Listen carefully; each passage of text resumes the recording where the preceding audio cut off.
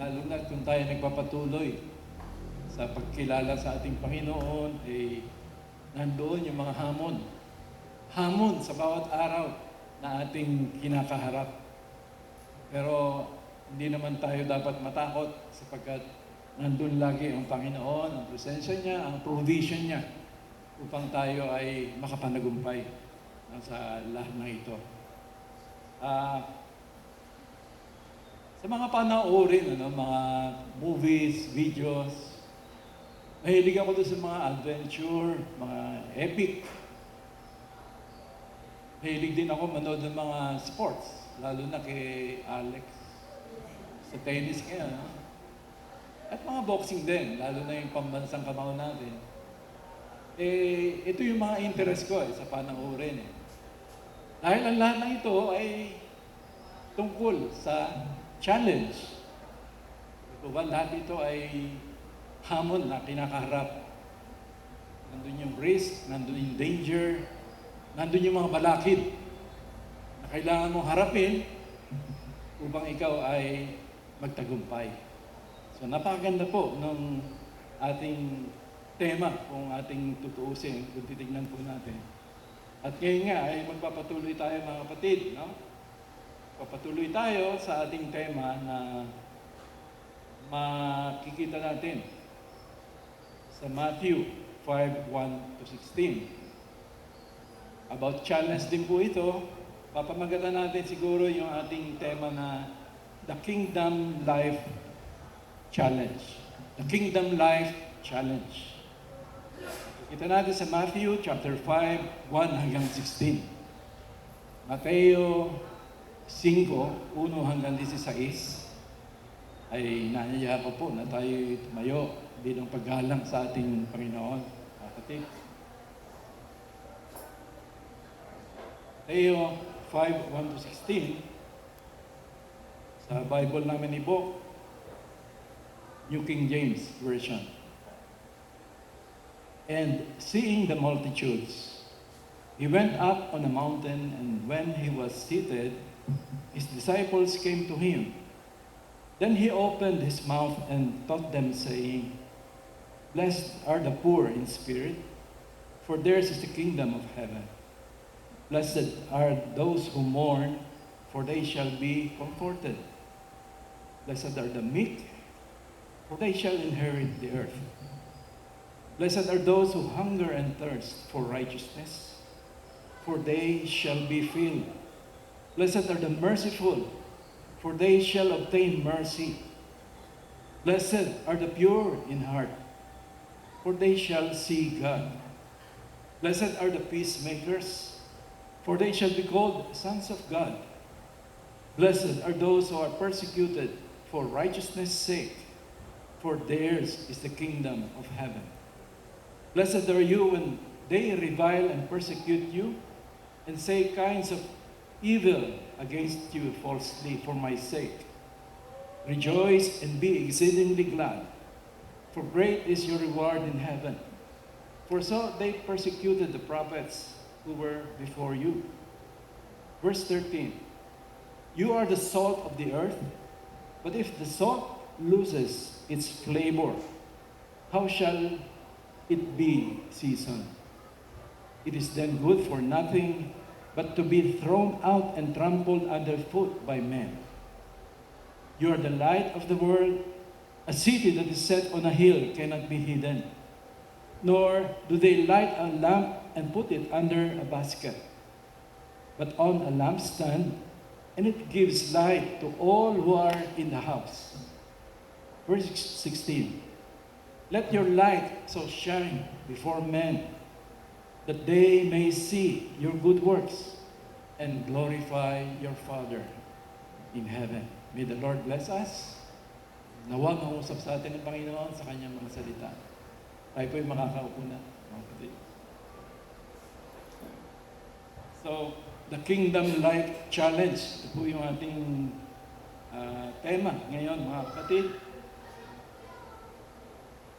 Sa verses 1-12, ay makikita po natin dito yung sikat na Beatitudes. Na kung saan dito ay tinuturo ano ba yung pamumuhay sa kaharian ng Diyos. No? Ano yung pamumuhay sa kaharian ng Diyos? Ano yung conduct? Ano yung attitude ng isang tunay na mamamayan ng kaharian ng Diyos? May nagsabi yung beatitude daw, ito yung be-attitude. Ito dapat yung attitudes, no, ng mga totoong mananampalataya ng Panginoon. Be-attitudes.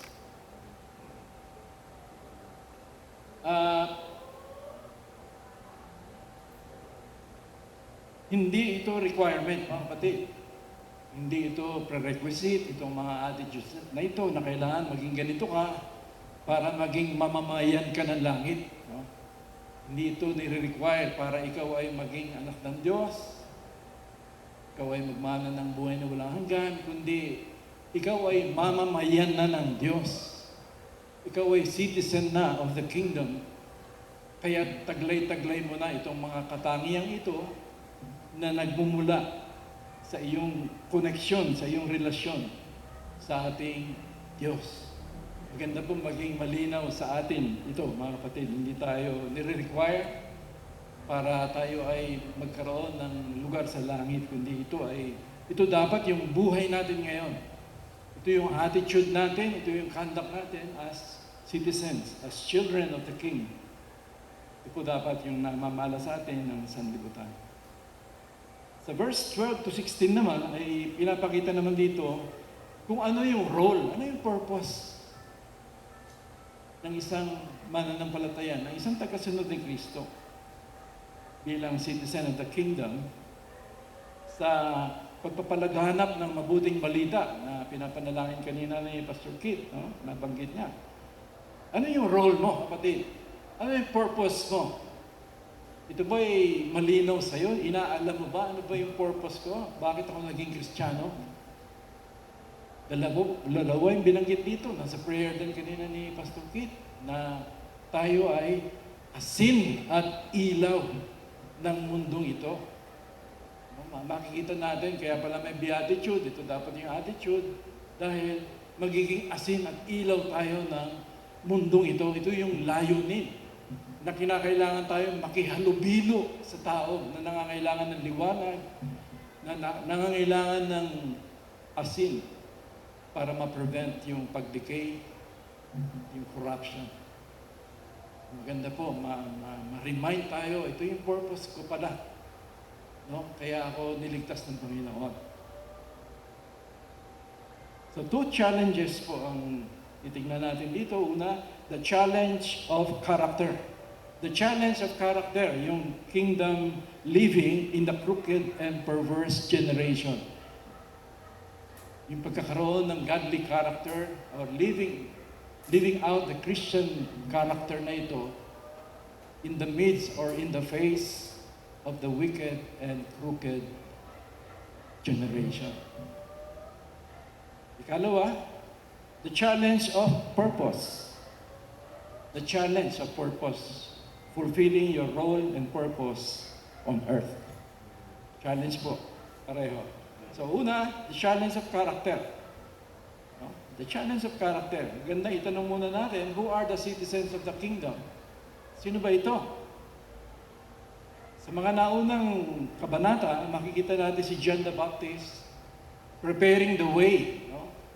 Yung baptism of repentance, which is preparing the way for the coming Messiah, who is the Lord, the King. So ito po yung pinipreach niya, repent, sabi niya, for the kingdom of heaven is at hand. And then it was also taught and preached by the Lord in the synagogues. So chapter 4, makikita po natin yun, no?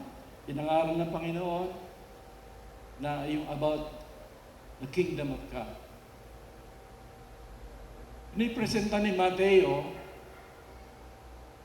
si Jesus na hari. Matthew presents Jesus as the King. And the gospel of the kingdom of God is offered in the person of Jesus Christ.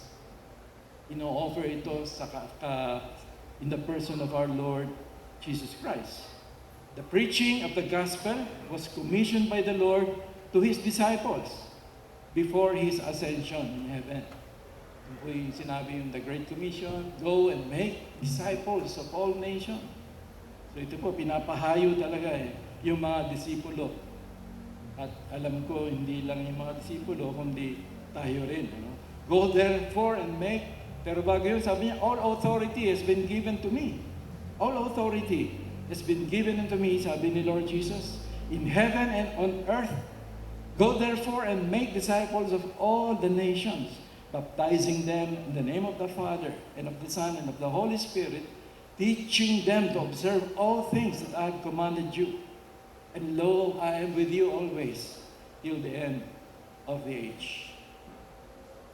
So those who will believe the gospel message and surrender to the lordship and kingship of Christ become citizens of the kingdom.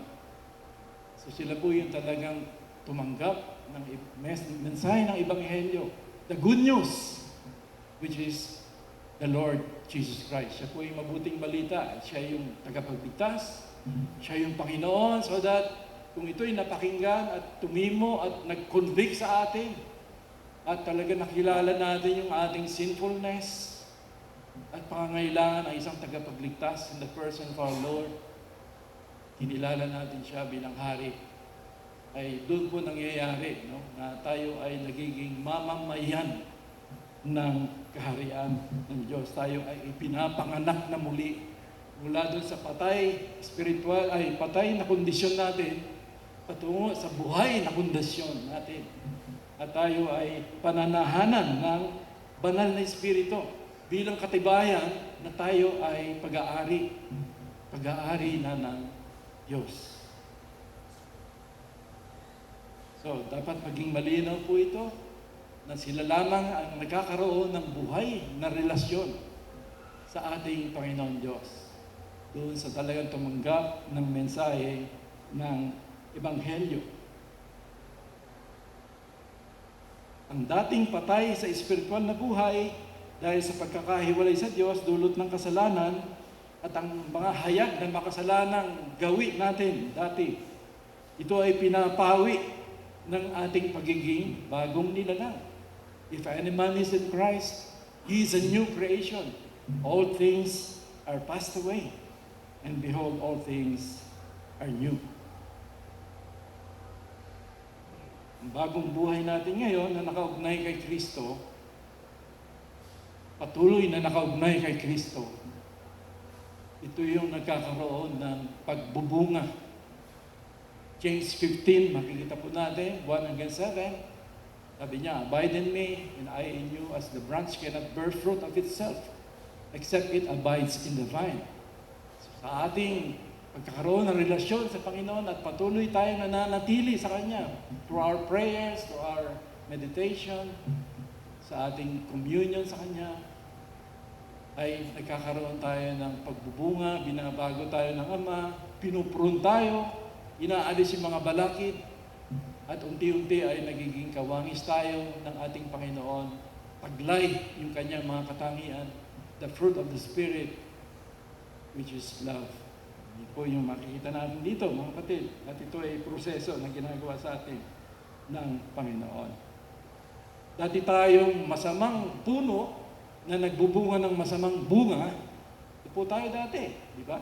Yung mga lumalabas sa bibig natin, yung mga ginagawa natin, ay nahayag yung ating pagkamakasalanan. Masamang puno po dati tayo. Pero ngayon, nakaugnay na tayo dun sa true vine. Mabuting puno, and therefore, nagmamanifest itong mga gawa, yung mga katangian, yung buhay na mula sa ating Panginoon. So, how is the kingdom rule on earth upon the arrival of Jesus the King? Paano yung kingdom rule? Diba doon sa prayer, tinuro niya na your kingdom come, your will be done on earth as it is in heaven. Yung kingdom rule, yung will ng Lord sa kalangitan, dapat ito yung maghahari, magro-rule din sa mundong ito na ating ginagalawan. Kingdom rule over the earth. Yun po dapat yung mangyayari dahil ito yung dinideklara ng ating Panginoon, your kingdom come, your will be done on earth as it is in heaven. Pero malinaw sa atin na iba yung batas ng mundo. Ang batas ng mundo, ang prinsipyo nito is the law of the jungle. Survival of the fittest, elimination of the unfit. Naghahari nito yung mga makapangyarihan, mayayaman, mga tanyag, mga popular. Sila po.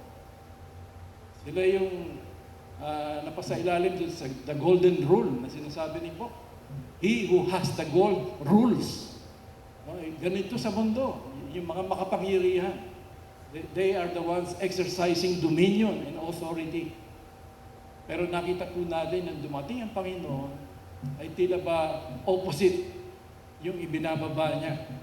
In fact, ito yung ipinakita niyang buhay sa kanyang pagmimisyon, sa kanyang ministeryo, buhay na may humility, buhay na may meekness, may truthfulness, buhay na may sinseridad, buhay na talagang nandun yung pagmamahal at tunay na burden para sa mga nangangailangan na api, mga alipin.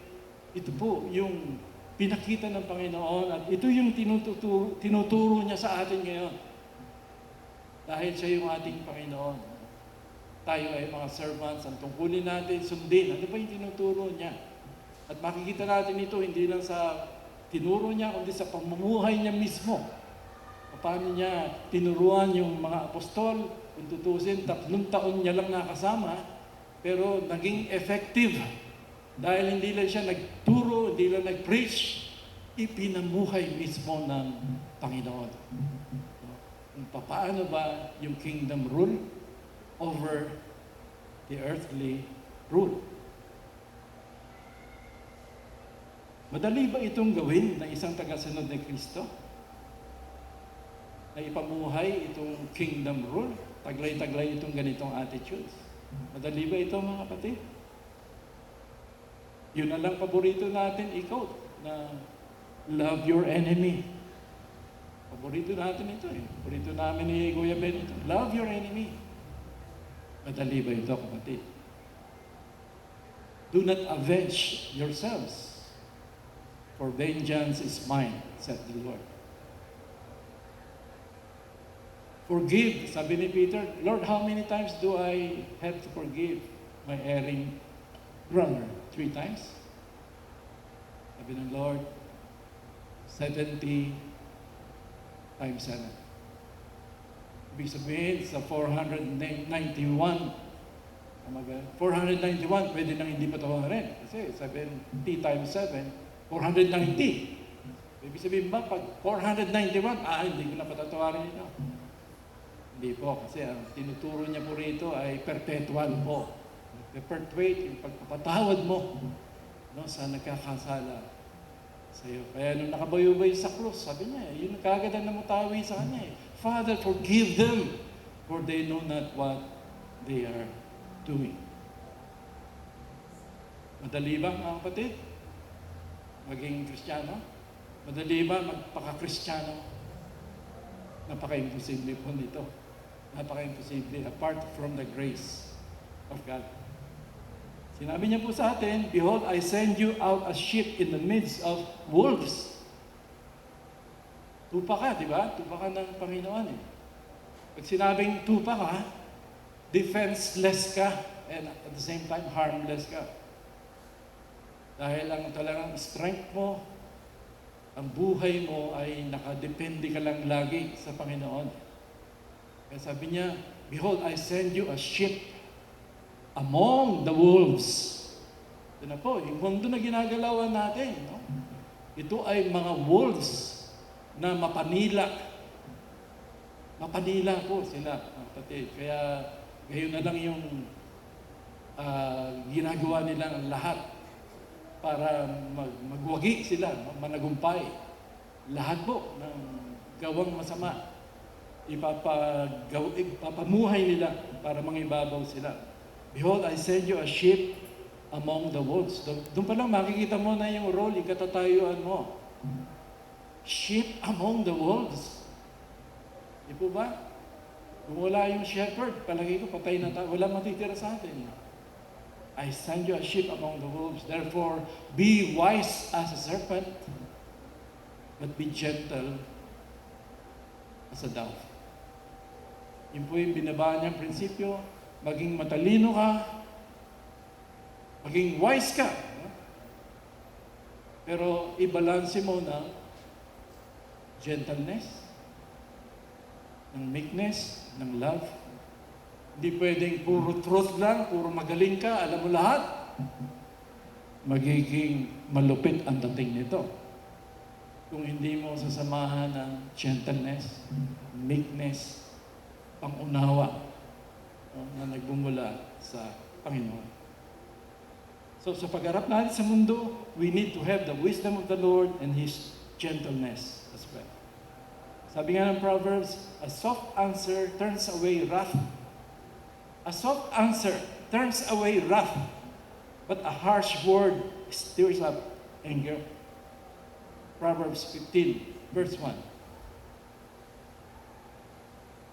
Minsan may pangyayari, no, sa buhay ko, nakaranas ako na parang na-engage ako doon sa isang mainit na discussion na theological issues, kung tutuusin.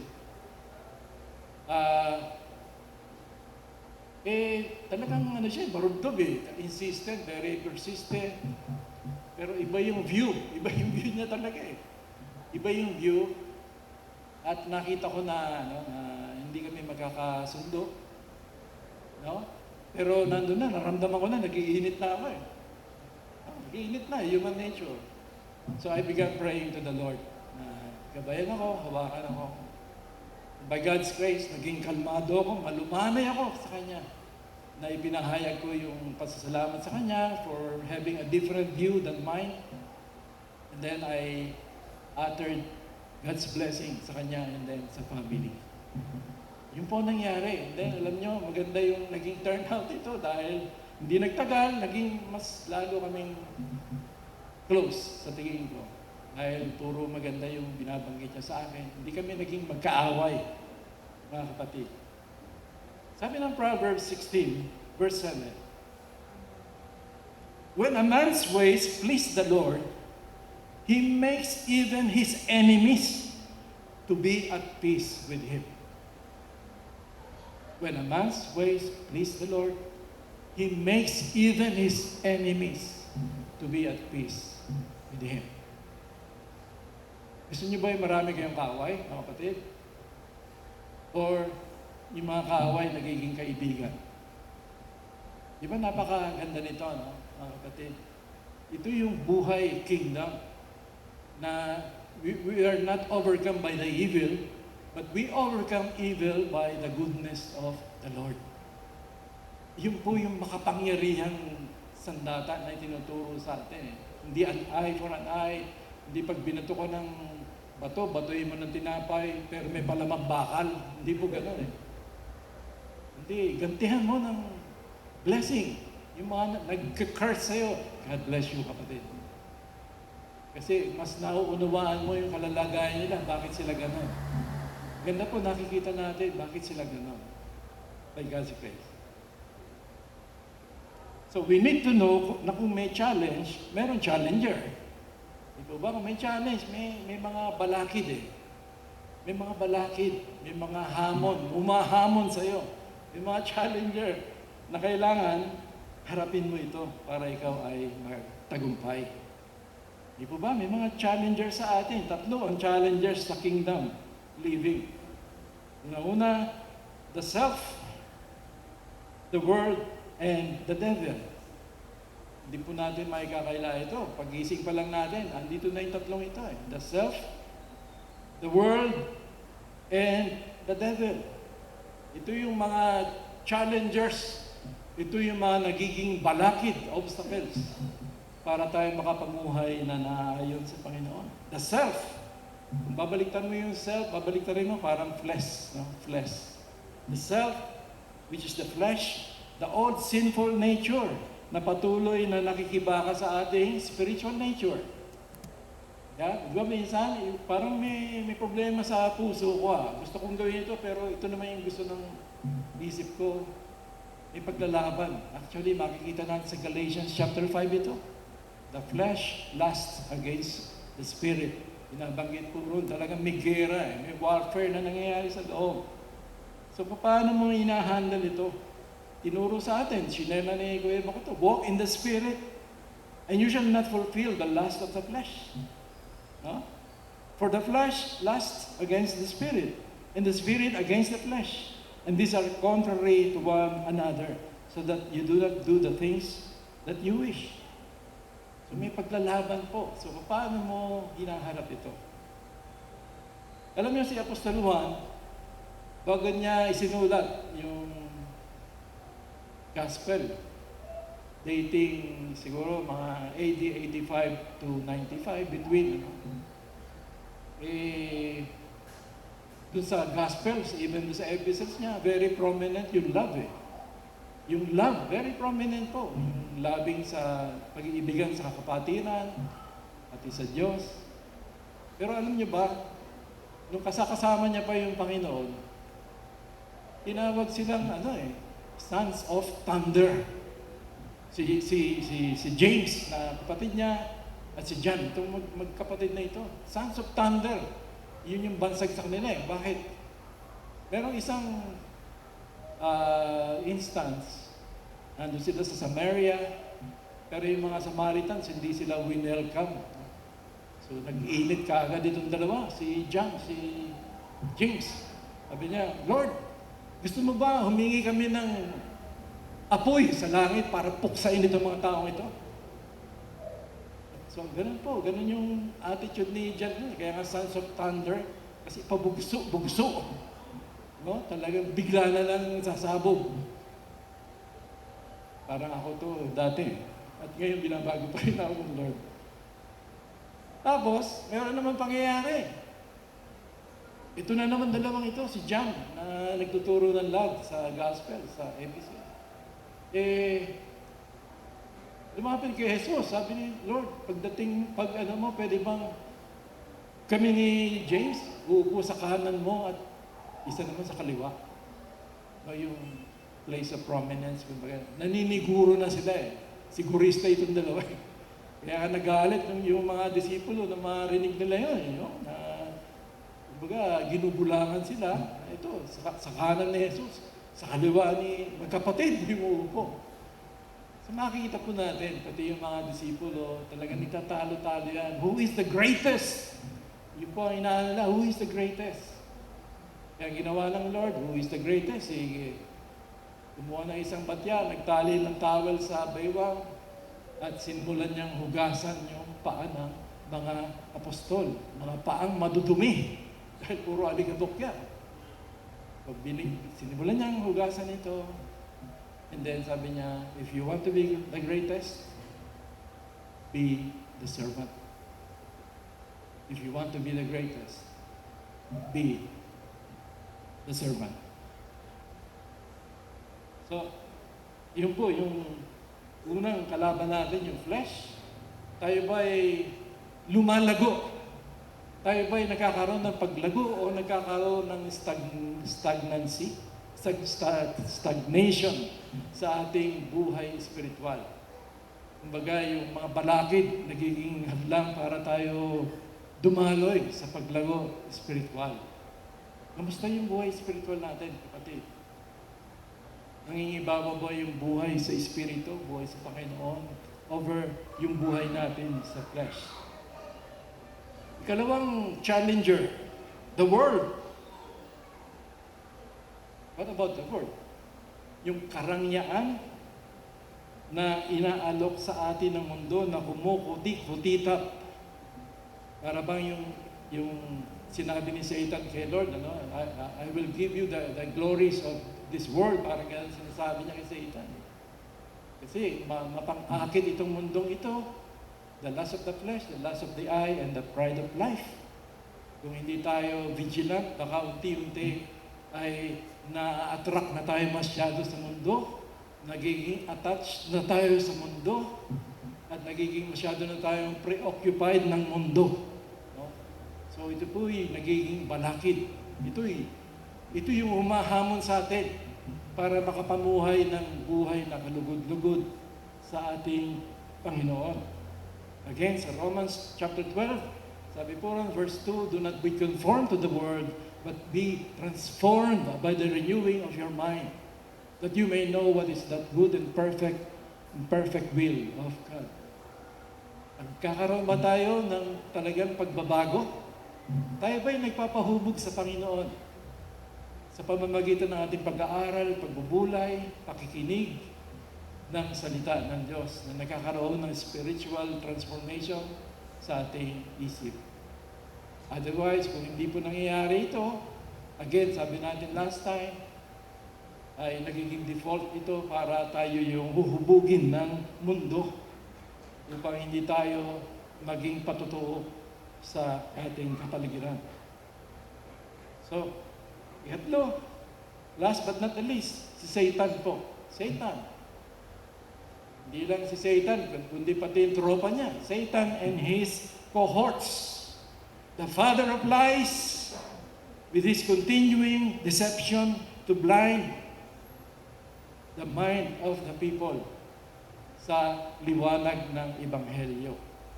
So ito po yung ginagawa niya, binubulag niya, even yung Christians po. Kung hindi tayo vigilant, hindi, nabubulag din yung ating mga mata through his deception. He is the unseen enemy aiming to steal, to kill, and to destroy our God-given purpose and mission. Ayaw niya tayong lumago, ayaw niya tayong lumapit sa Panginoon, ayaw niya yung Bible study, ayaw niya yung prayer meeting. Ayaw niya yan. No? Kundi, ang gusto niya ay talagang magkaroon ka ng pag-aalinlangan sa Panginoon. No? Hindi ka maging maalab sa Panginoon. Ito yung gustong-gusto niya mangyari, mga kapatid. Kaya yung Ephesians chapter 6, 10 hanggang 18, ay andun po, no? Ibinaba, itinuturo, paano ba i-combat itong enemy na ito, the unseen enemy? Sabi po ron, finally, my brethren, pinipicture dito isang Roman soldier na fully equipped siya, full battle gear, na kompleto siya sa armor.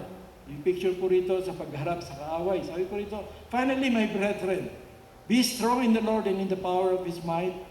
Put on the whole armor of God, that you may be able to stand against the wiles of the devil. For we do not wrestle against flesh and blood, but against the principalities, against powers, against the rulers of the darkness of this age, against spiritual hosts of wickedness in the heavenly places. Therefore, take up the whole armor of God, that you may be able to withstand in the evil day, and having done all, to stand. Ito po yung tinuturo. Yung armor, una, yung belt of truth, breastplate of righteousness, gospel shoes, shield of faith, helmet of salvation, sword of the Spirit, and yung prayer po. Makita po natin, ito'y weapon, yung prayer. Okay. Importante po ito. Yung pananalangin na walang patil, walang humpay. Sabi ni Peter, sabi ng Panginoon, nung siya ay nananalangin na doon sa hardin, sabi niya sa mga apostol niya, watch and pray that you enter not into temptation. Watch and pray that you enter not into temptation, because the spirit is willing, but the flesh is weak. Again, sabi ni Peter, be sober, be vigilant, because the devil is like a roaring lion, seeking whom he may devour. So, kailangan po yung watchfulness. Sabi doon sa King James sa Tagalog, mangagpuyat kayo. Kumbaga, huwag nyo hayaan, madaya kayo sa kaisipan. Maging aware kayo, mulat kayo, ano yung nangyayari. Kumbaga, ito yung binababa sa atin. And that is nangyayari through prayer. Because in your prayer, you are communing with God. You are in the presence of God. Ito yung nagliliwanag sa puso at isip mo, kapatid. And then sabi ni James, therefore, submit to God. Resist the devil, and he will flee from you. Sabi natin, si Satan is already a defeated enemy. Tinalo na siya ng Panginoon sa kanyang kamatayan at muling pagkabuhay. So that ang kailangan lang natin gawin, to draw nearer and nearer and nearer to God, so that we can resist the devil and the devil will flee from us.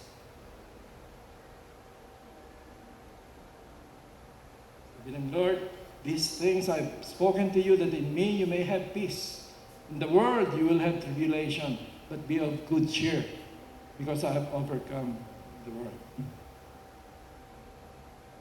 Although kingdom living in this world is going to be difficult, a life of sufferings for following Christ, it will be a sure life of blessedness. It will be a life sustained by God's blessings in the midst of adversities. His manifest presence, enablement, empowerment, fruitfulness, and victory. Ito yung makikita natin sa Psalm chapter 1, 1-3. Blessed is the man who walks not in the counsel of the ungodly, nor stands in the path of sinners, nor sits in the seat of the scornful, but his delight is in the law of the Lord, and on his law he meditates day and night. He shall be like a tree planted by rivers of water that brings forth its fruit in its season, whose leaf also shall not wither, and whatever he does prospers. So ito po yung sa kabila, sa gitna ng mga adversities, nandun yung assured blessing ng Panginoon. Dahil siya po yung kasama natin na nag-empower, nag-enable sa atin. Ano ang kabuluhan at kahalagahan ng kingdom living? Ito ba'y natanong na po natin, mga kapatid? Ano yung kabuluhan nito sa malalim na pangangulugan nito? Ano yung kabuluhan at kahulugan ng kingdom living with the Christian qualities sa ating journey dito sa mundo? Bakit natin tinuturo ito ngayon? Bakit pinag-aaralan natin? Bakit natin pinapanalangin na matutunan natin ito? Una, ito ay buhay na nagbibigay luwalhati sa ating Diyos, mga kapatid. Ito yung buhay na talaga nag-glorify sa ating Diyos, na lumikha sa atin sa wangis niya. We were created in the image of God so that we are to reflect His image through our Christian life. Sabi nga ng Westminster Catechism, the primary purpose, goal, and ultimate intention of human existence is to glorify God and enjoy Him forever. To glorify God is to be like a mirror that reflects God's beauty and glory in your life. Reflector ka ba ng image ng God? Pinagdaanan natin ito, tinuro ni Pastor Gil ito. Image bearer po tayo. Nakikita ba ang kaningningan, ang kaluwalhatian ng Diyos sa iyong pang-araw-araw na pamumuhay? Nakikita ba ito, kapatid? Talagang mabigat po yung challenge. Mabigat.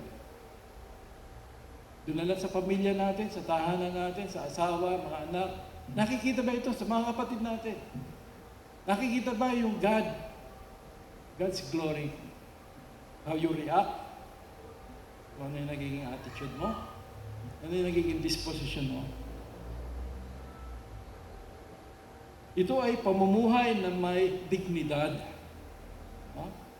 Pamumuhay na may dignidad, dangal at malaking halaga. Emphasize ni Kuya Boktoy, ano ba yung mahal? Ano yung mura? Pag sinabing mahal, malaking pagpapahalaga. Malaki yung halaga niyan. Mahal yan eh. Kaysa dun sa mura, mababa naman yung quality niya. Yung halaga niya. So that kung tayo'y namumuhay kingdom life, na nandun yung dignidad, nandun yung dangal,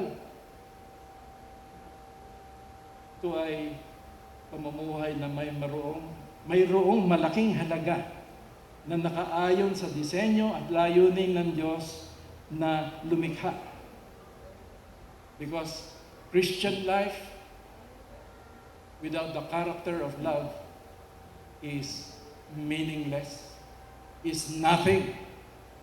Christian life, kahit na ano pa yung mga achievements mo, ano pa yung mga degrees mo, ano pa yung lahat na pwede mong ipagmalaki, it amounts to nothing kung wala yung Christian love, wala yung Christian life, yung kingdom life na nakikita sa iyo.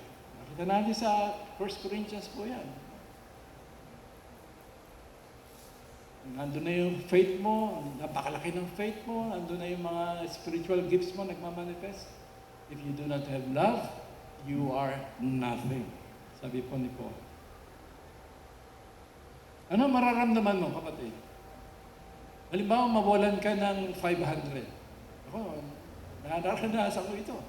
Mawalan ka kaya ng 1,000, lalo na. Palagi ko, sasakit ang ulo mo eh. Hanapin mo talaga ito, hindi ka titigil lang at hindi mo nakikita eh. Di po ba? 500, 1,000. Dahil kayamanan ito, may tuturing mahalaga ito eh.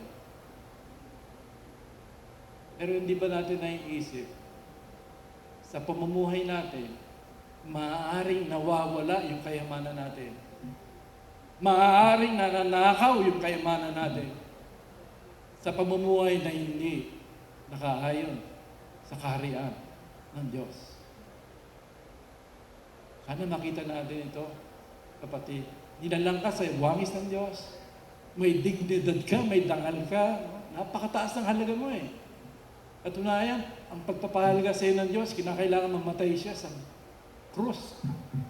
Ganun kanya minahal. Ganun ka worthy ang buhay mo.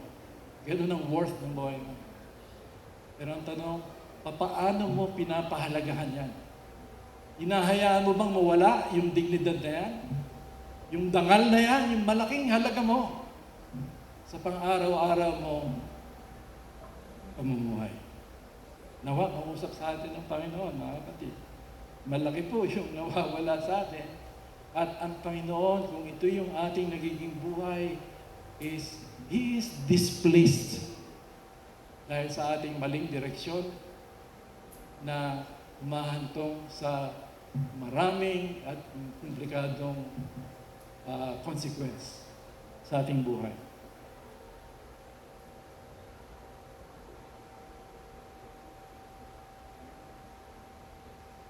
So ito din ay isang buhay na kailangan sa pagharap natin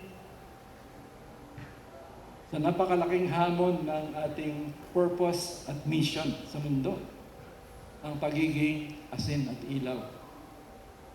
Malaking hamon po ito eh, kung wala yung beatitude, yung mga attitude. No? So ito'y nakabase sa atas ng Panginoon. Hindi lang sa mga apostol, kundi sa lahat ng mga mananampalataya to go and make disciples.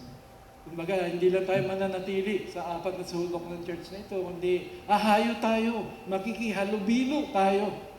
Di ba yung prayer niya? They are not of the world, but they are in the world. I do not pray that you should take them out of the world, but you deliver them from the evil one. So may purpose po. Bakit hindi tayo naalis dito? Ito, malinaw na po. You are the salt. You are the light of this earth. Yeah, all authority, sabi niya, has been given to me. Go therefore and make disciples of all nations, baptizing them in the name of the Father, the Son, and the Holy Spirit, teaching them to observe all things that I have commanded you. And then sa Mark, sabi niya, go into all the world and preach the gospel to every creature. Natanong namin ni Kuya Benito, kailan ba darating? Kailan ba yung wakas ng panahon? Kailan ba yung pagdating niya talaga?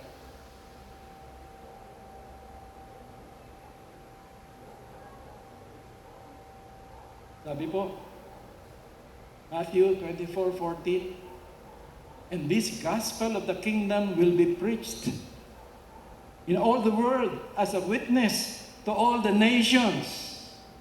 So, ipapangaral ito sa buong mundo, sa buong lupalop. Ano mangyayari pag naipangaral na ito? And then the end will come. Darating na yung Panginoon. Kasi wakas na ng panahon eh. Mangyayari pag naipangaral na raw, naipalaganap na ang Ebanghelyo ng Panginoon. So malapit na ba ito? Palagay ko hindi. Kasi we can see the church now, hindi maalab, hindi intentional, parang walang burden, walang pakialam, ano? Sa mundo natin ginagalawan na maraming naliligaw, maraming nawawala na ng pag-asa. Ito po yung lipunan natin, mga kapatid. Pero ito yung Kristiyano, lalo na ako, no? Nagigilty po ako rito.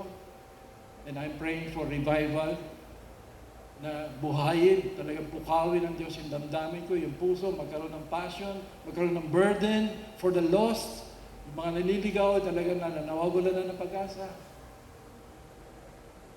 Upang tayo ay makihalubilo sa kanila. Abutin natin sila ng Ebanghelyo ng Panginoon.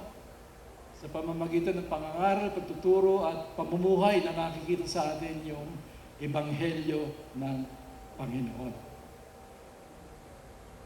So, kung magiging maalab na palagay ko yung church, the universal church, masigasig, no? In season and out of season, nangangaral, pinapangaral, pinapamuhay ang Ebanghelyo.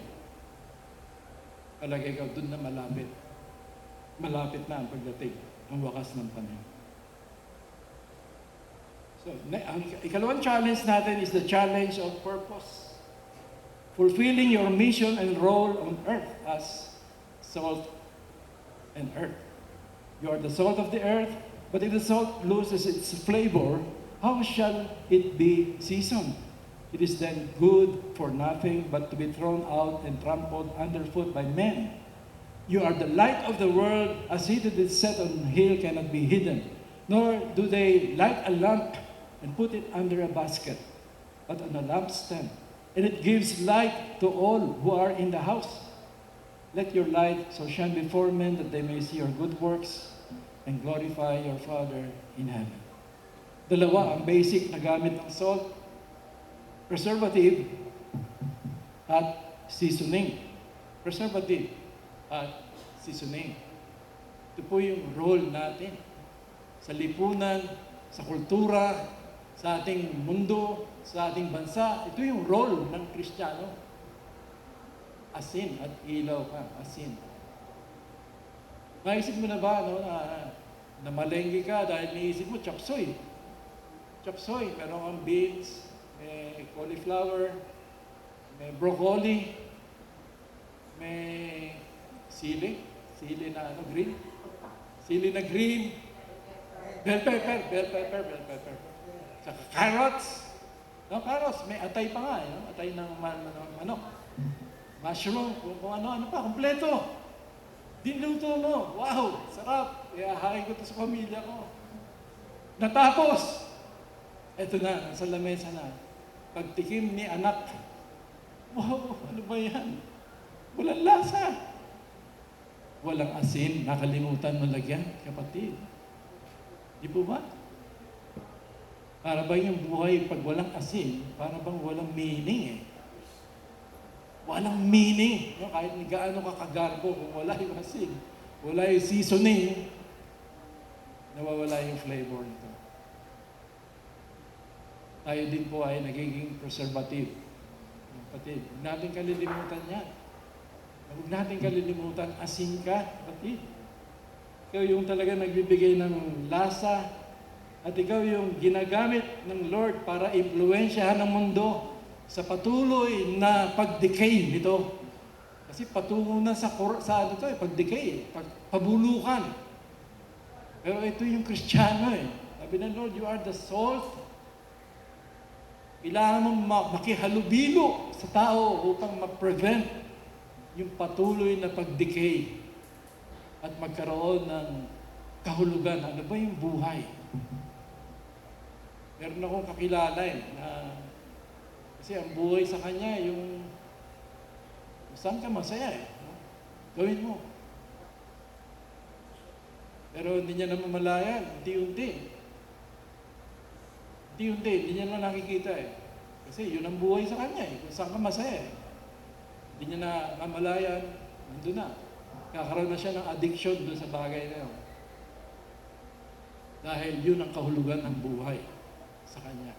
Nakalimutan na niya na may buhay sa kabila. At yun yung pangwalang hanggang buhay. Na dapat yun yung pinagbibigyan natin ng preparasyon ngayon. No? Kaya ka nagiging asin, nagiging ilaw, dahil meron kang tinatanaw na kabilang buhay yung permanenteng buhay. At nagiging kasangkapan ka ng Diyos para mag-preserve, para magbigay kahulugan, meaning sa mga taong naguguluhan, no? Nawawalan ng pag-asa. So, hindi ko mo asin ka ng mundo, asin, no? Preservative ka eh. Nakakagamot ka eh. Hindi ko mo asin ka ng mundo, lalapitan mo yung isang taong may sugat, bubudburan mo na asin, kukuskusin mo yung sugat niya.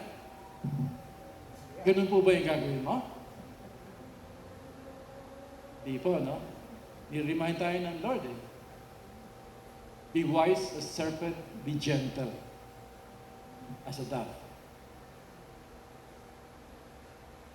Merong may isang sakit, may sakit, no? May problemang malalim. So, naging good Samaritan ka sa kanya. Talagang pinuntahan mo, pinagukulan mo ng panahon, pinanalangin mo, binahaginan mo na ebanghelyo ng salita ng Diyos, pinanalangin mo siya sa karamdaman niya, hindi ka pa nakontento ron, inabutan mo pa ng konting makakayanan mo para matulungan siya. Kapatid, naging ilaw at asin ka sa tao na yun. At siya ay iaangat ng Panginoon sa pagkakalugmok niya, sa pagkakikilusan siya, pagpapalain siya ng Panginoon, at ginamit ka sa iyong patutuo, sa iyong kagandahan loob, sa iyong pagpapahayag ng salita. Gagamitin ng Lord ito para siya ay hanguin sa pagkakalugmok, sa problema, sa depresyon. Papalitan ito ng comfort ng Panginoon, ng liwanag ni Kristo, ng kanyang kaluwalhatian na nahayag sa buhay mo. Kaya maging maingat po tayo sa ating pananalita. Let your speech always be with grace, seasoned with salt, that you may know how you ought to answer each man. Ang ilaw nating mananampalataya ay ang buhay ni Kristo. Kapatid, huwag natin kalimutan yan. Yung buhay ni Kristo, sabi ni John, in Him was life, referring to Christ, and His life was the light of men. In Him was life, and His life was the light of men. Sabi ni Lord, I am the light of the world. He who follows me shall not walk in darkness, but shall have the light of life. He who follows me shall not walk in darkness, but shall have the light of life. So yung buhay mo ngayon, no? Yung buhay ng Panginoon, ito yung nagliliwanag sa mundo na ating ginagalawan. Christians who are the children of the light need to walk in the light. Sabi po dun sa Bible, for you were once darkness, but now you are light in the world. Walk as children of light. For the fruit of the Spirit is in all goodness, righteousness, and truth, finding out what is acceptable to the Lord, and have no fellowship with the unfruitful works of darkness, but rather expose them. For it is shameful even to speak of those things which are done by them in secret. But all things are exposed, are made manifest by the light. For whatever makes manifest is light. Therefore he says, awake, you who sleep, arise from the dead, and Christ will give you light. Ang buhay, ang taglay nating buhay ng Panginoon na naghahayag sa tama, maganda at mabuting pakikitungo sa tao ay nagbibigay panglaw sa madilim na mundo. Again, hindi ko mo ilaw ka. No? Liwanag ka eh. Kukuha ka ng flashlight at lelentihin mo yung mata. nung tao na hindi makakita-kita ng katotohanan. No? Naiinis ka na eh. Kuha nga ako ng flashlight. Lentehin ko yung mata nito para mabuksan yung kaisipan nito, yung dilim eh. Yung po ba ang gagawin natin, kapatid?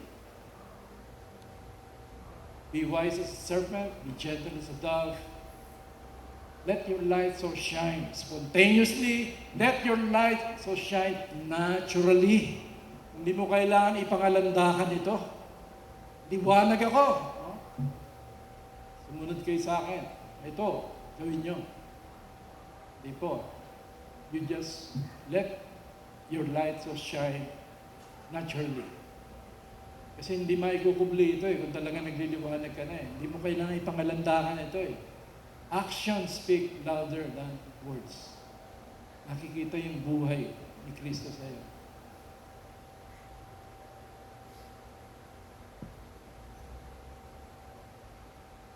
Ang nagliliwanag mong buhay ay gagabay at magtuturo sa mundo sa tunay na source ng ilaw, si Jesus na Panginoon. Hindi mo aangkinin ito, kundi ito ay hahantong sa pagtuturo mo. Sino ba yung source ng ilaw na yan? Ang Panginoon, who is the light of the world. Kung ang buhay mo ay mabuting balita ni Kristo, dahil siya ang nakikita sa iyo ng mundo, ay hahantong ito sa paniniwala at pagpupuri nila sa Diyos. Let your light so shine before men that they may see your good works and glorify your Father in heaven. Ang mabubuti mong gawa sa kapwa ay nagiging buhay na handog sa Diyos na kinalulugdan niya. It is an act of worship to God. But do not forget to do good and to share, sabi ng Hebrews, for with such sacrifice, God is well pleased. Hebrews 13:16. Ano yung mga challenge po sa atin? Sa akin, lalo na, nagiging asin at ilaw ka ba sa mundo? Pong, sa family mo, sa community, sa workplace, nagiging ilaw ka ba at asin?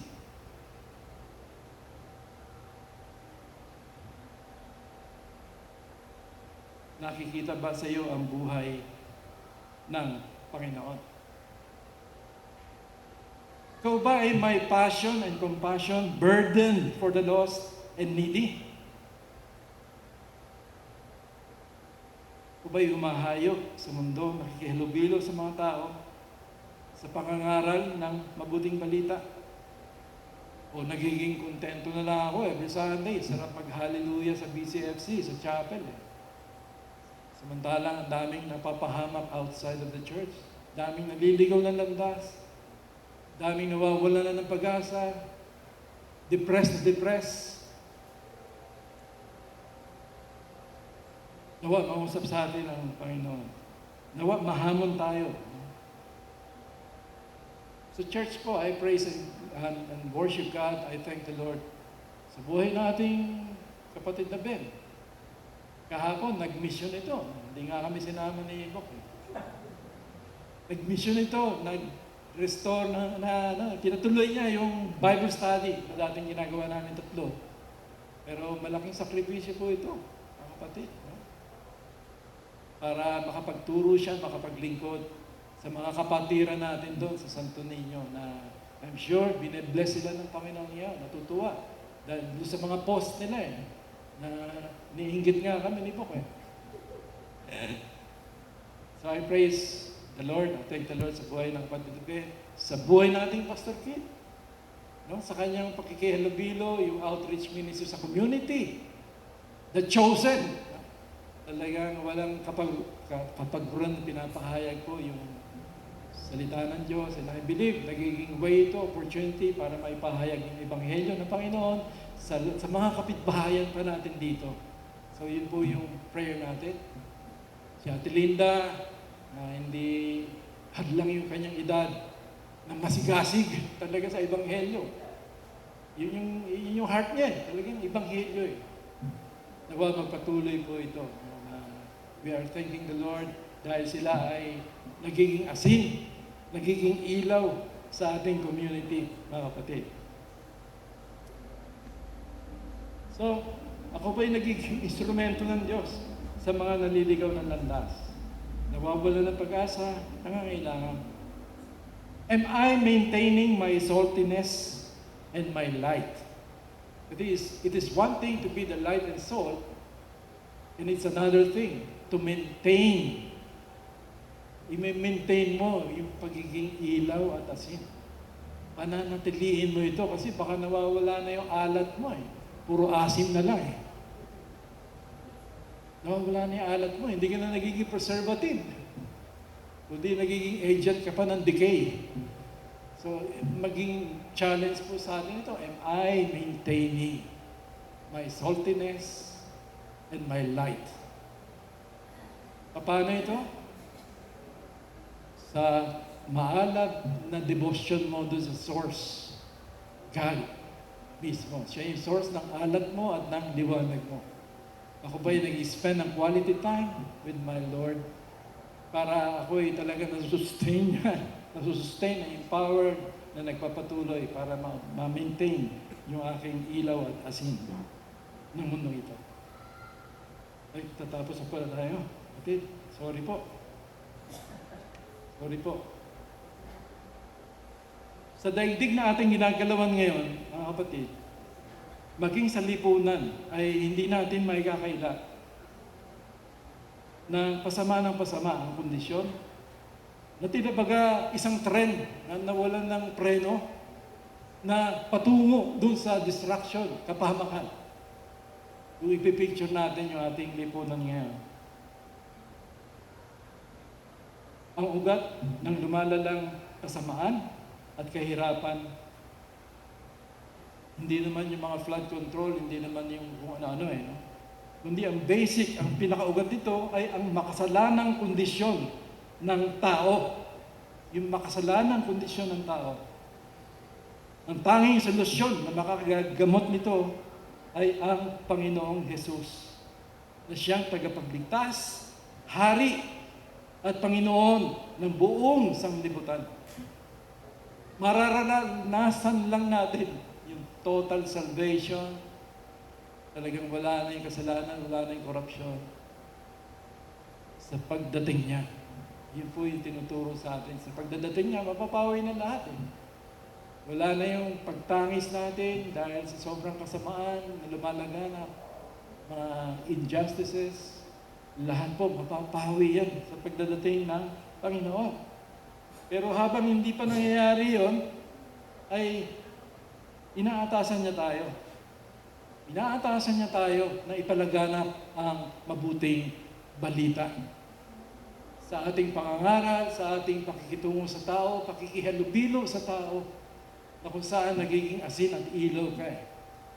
So dito inaatasan tayo ng Panginoon bago pa man siya darating, mga kapatid. Taglay yung puso na may burden, may compassion ni Kristo, na talagang nandun talaga yung concern dun sa society na nagdi-decay na patuloy. Ito po yung heart ng Lord sa atin ngayon. Dahil tayo ay mga asin, tayo ay mga ilaw. Para doon sa mga nadirimlan, napapagal, nabibigitang luba, dulot ng pagkakaalipin sa kasalanan. Ito po yung kondisyon ng tao. So, eto ka, Kristiyano ka, asin at ilaw ka, isinusugo ka ng Panginoon. Ngayon. Sabi nga, a person with Christ is a missionary, and a person without Christ is the mission field. Sabi ng Isaiah 6:8, also I heard the voice of the Lord saying, whom shall I send, and who will go for us? Sabi ni Isaiah, then I said, here I am, send me. Nangyari ito nung makita niya yung kaluwalhatian ng Panginoon, nakita ni Isaiah. Sa Pangitain, nakita niya eh. And then nakita naman niya yung sinfulness niya, yung kaaba-abahan niya. Yung pagkamakasalanan niya.